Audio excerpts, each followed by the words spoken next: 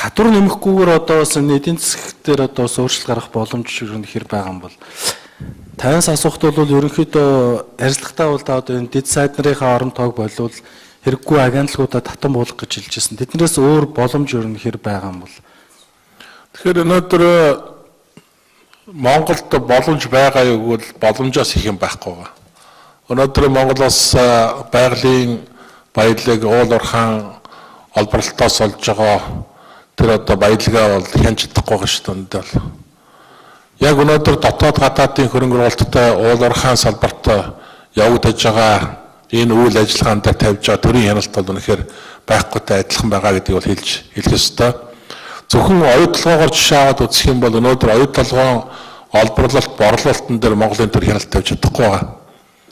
Өнөөдөр хэдэн тонн хөдөр олборлоод хэдэн тонн баяжмал үйлдвэрлээ. Тэгээд тэрийг ямар үн цэнээр гадагшаа гаргаад тэр мөнгөний урсгал хаагур явж байгааг бол өнөөдөр Монголын засгийн газар хянж чадахгүй байгаа.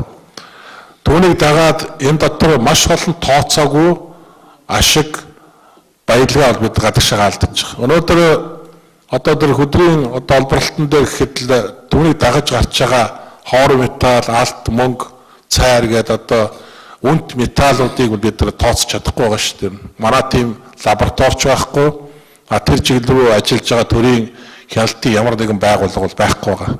Тийм учраас бид өнөөдөр энэ уул уурхайн олборлолт, борлуулалт тэгээд энэ уул уурхайнаас орж ирж байгаа мөнгөний урсгал дээр тавих хяналтыг нэгдүгээр сайжруулах хэрэгтэй.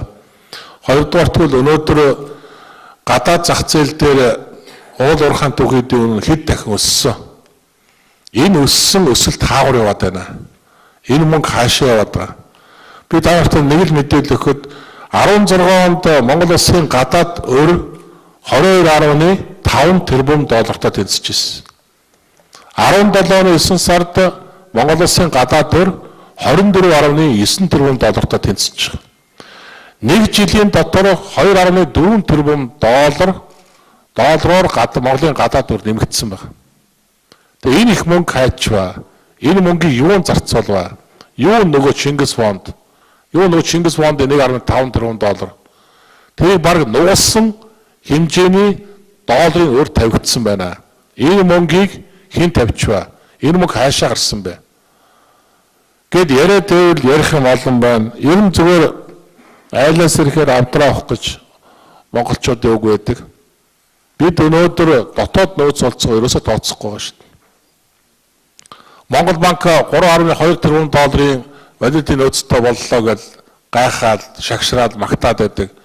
Эдийн засгийн өсөлт 5.3% боллоо гэж одоо засгийн газрууд удаа дараалал өөрсдөө магтаал байна. Яг бодит амьдрал дээр ард иргэдийн амьдралд орж байгаа бодит орлогын өсөлт байна уу? Ард иргэдийн халаас нэмж байгаа орлого байна уу? Сагсанд дахь тэр одоо бүтээгдэхүүний үн анш буурсан эерэг үзүүлэлтүүд байна уу гэд олон зүйлийг үзэх юм бол үнэхээр байхгүйтэй адилхан байгаа. Тийм учраас бид өнөөдөр энэ шаардлагуудыг зүй ёсоор тавьж байгаа. Ер нь Ардсан нам бол жил одоо 7 сар 8 сар ямар ч саад дотоорыг эрх баригчдад үзүүлээгүй. Ямар ч дарамт шахалт үзүүлээгүй. Бид өнөөдөр Монголын ард түмний сонголтыг хүндэтгэж Монголын ард түмэн үнэлэхүй олонхын саналыг өнөөгийн эрх баригчдад өгсөн. Тийм учраас тэднэрт ажиллах бололцоог нь хангах үүднээс Ардсан нам бол өнөөдөр энэ жил 7-8 сар хугацаанд бол үндсэндээ ямар нэгэн одоо эрх баригчдад хүндрэл очруулсан үйлдэлийг бол бид нар хийгээгүй. Одоо бол альва юмд бас хэмжээ байдаг. Үнэхээр эрх баригчд бол дэндүү даварч байгаа.